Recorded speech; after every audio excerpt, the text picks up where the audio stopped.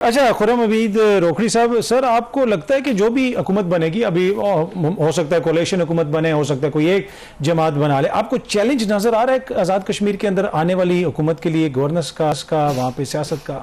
دیکھیں چیلنجز تو اس ملک کے اندر رہیں گے، ہمارے ایشوز جیسے ہیں، لیکن ایک اچھی گورنمنٹ الیکشن کے بعد سب سے بڑی کامیابی یہ ہے کہ آپ نے وہاں پر ایک ایسی ایکٹیویٹی شروع کر دی کہ وہ جو کیوس اس کو آپ نے بریک کر دیا، یہ سب سے اچھی چیز ہے۔ چیلنجز ہوں گے، ابھی پولیٹیشنز کیسے اس کو لے کے چلتے ہیں۔ ایک اور اچھی چیز یہ آ رہی ہے کہ پولیٹیکل پارٹیز بڑے لیول پہ اس کو اونرشپ بھی دے رہی ہیں۔ بلاول بیٹھا ہوا ہے، میر نواز شریف بھی پہنچے ہوئے ہیں، تو یہ لوگ آئی تھنک کہ چیلنجز کو کور کرنا بھی چاہے گا۔ آپ کسی بھی کرائسس سے جب گزر رہے ہوتے ہیں، اس سے پہلے تو موج لگی ہوتی ہے، ہر چیز ٹھیک چل رہی ہے، تو اب ہر چیز ٹھیک تو نہیں ہے، سمپل از دیٹ۔ آپ کی جو بھی گورنمنٹ آئے گی اس کو اونرشپ لینا پڑے گی، اور وہ میرا خیال ہے کہ جو بھی آئے گا وہ کام کرے گا۔ اس میں وفاقی حکومت کا کردار بھی ہوگا اوبیسلی، جس میں وہ اس لیے پوچھ رہا ہوں سر کہ جس قسم کے ایک دوسرے کے اوپر الزامات لگائے گئے، تلخی بھی نظر آتی ہے، تو کیا یہ وفاق میں ایک دوسرے کے ساتھ تعاون کر سکیں گے پھر اس؟ دیکھیں وفاق کی جب ادھر ان کا کام ہے الزامات لگانا، ٹھیک ہے،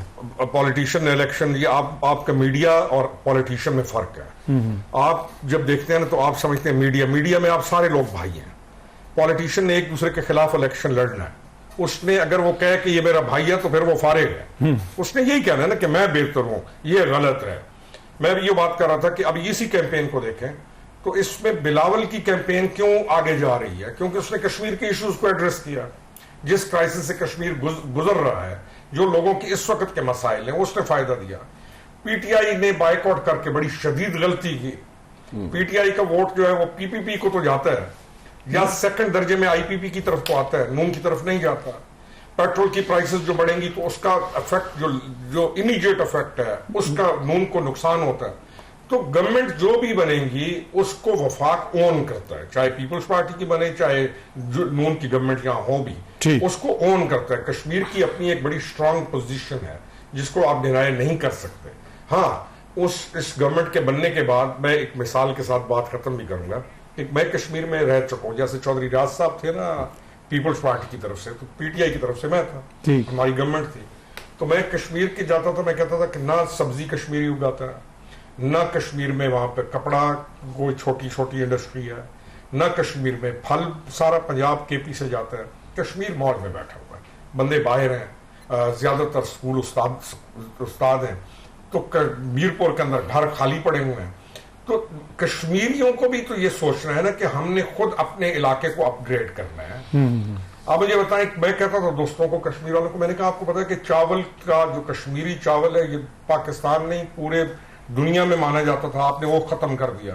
تو آپ کے پاس جو زمینیں ہیں، آپ نے نہ وہاں پہ فروٹ اگانا ہے، کشمیر کی کوئی انڈسٹری نہیں ہے،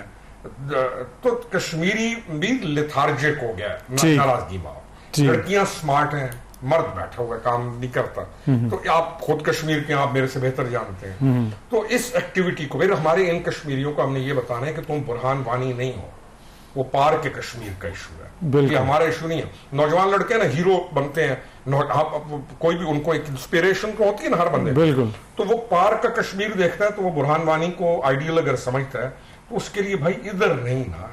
یہاں پہ تم برہان وانی نہیں۔ یہ امپورٹنٹ پوائنٹ ہے، پر ایٹ دا سیم ٹائم جو سکسیسو گورنمنٹ سے ان کا فیلئر بھی ہے کہ فیلئر ہمارے اگر نہ ہوتے تو پاکستان کے یہ حالات ہوتے ہیں۔ بالکل، ہم یعنی حالات اپنے ملک کے دیکھ لینا، آئینہ اٹھائیں نا، اپنا چہرہ تو ٹھیک نظر نہیں آتا،